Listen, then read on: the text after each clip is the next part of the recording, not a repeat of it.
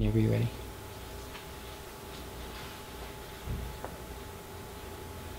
From an eagle-eye view, it would have been comical. 3 tin fish tossed around like so much driftwood and battling the current of the mighty Rupert. If I hadn't been so nauseated, I might have laughed, but as it was, I was merely thankful for having eaten nothing since morning.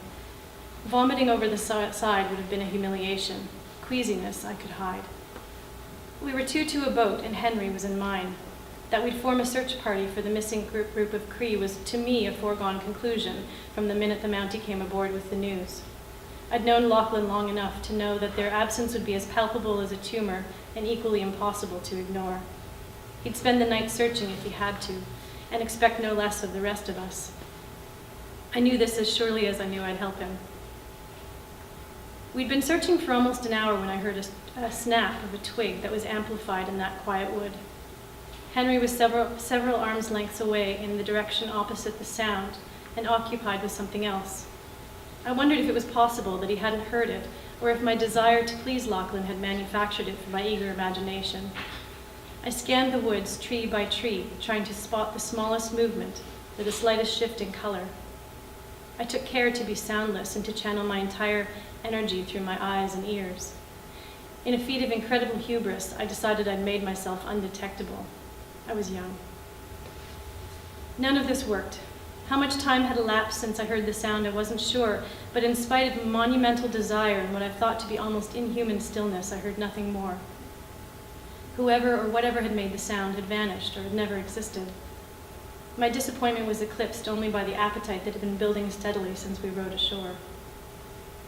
I had shrugged my pack from my back and was digging for a biscuit when there was the barest brush of black against the rugged gray bark at the edge of my peripheral vision. If I'd managed stillness before, I now withdrew my hand from the pack as though it was encased in wet sand and prayed that I would go undetected by whatever I'd seen. Black bears prowled these woods. Taking food out was enormously unwise. What could I have been thinking?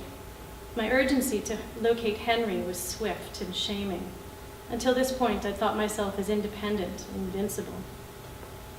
Henry crouched low and scanned the wood. As soon as I turned toward him, he saw me. I tipped my head in the direction of the movement I'd seen, and relief washed over me. I was certain that Henry could save us both from my naive blunder. The small form of a girl emerged into the space I indicated. A dark eye followed black hair, and both disappeared behind the tree in the next instant. As my racing pulse slowed, I saw her hair and her eye and her mouth again. She wanted to be seen. Assuming that sudden movement would startle, I came to my feet by degree and took a tentative step toward her. I held my breath and half expected to watch her back as she fled on known paths that I couldn't navigate.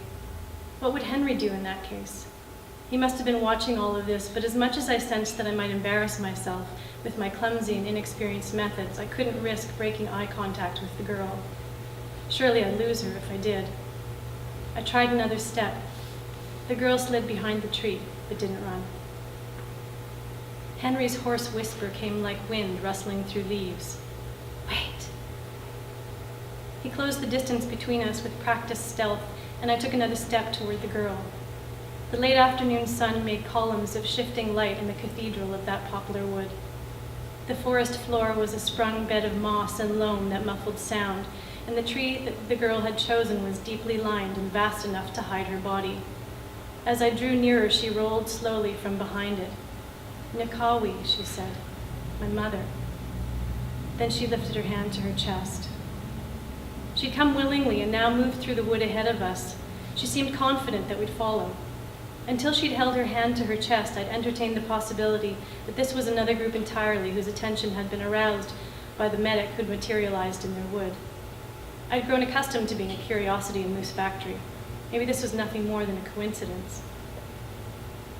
But as we made our way toward a clearing, I knew it was not so. A curl of smoke rose from a small fire, and I could make out a recumbent form beside it. The pallor of the woman's skin was a stark contrast with the forest green surrounding her, and her skin hung from the bones of her face. Even without hearing the death rattle cough, I knew this was the disease in its final stages. An older woman sat beside her, stroking her arm, murmuring rhythmically and rocking with her eyes closed. I felt an immediate sense of intrusion.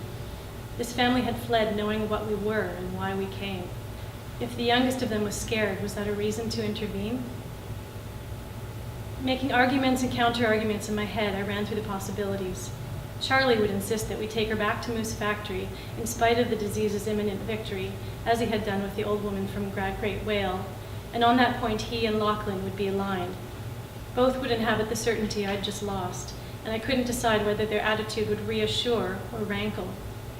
They would run tests and x-ray her lungs and probe her body in intimate places to create a sense of busyness that passed for optimism. They would slip tablets between her lips to make the passage to Moose Factory bearable.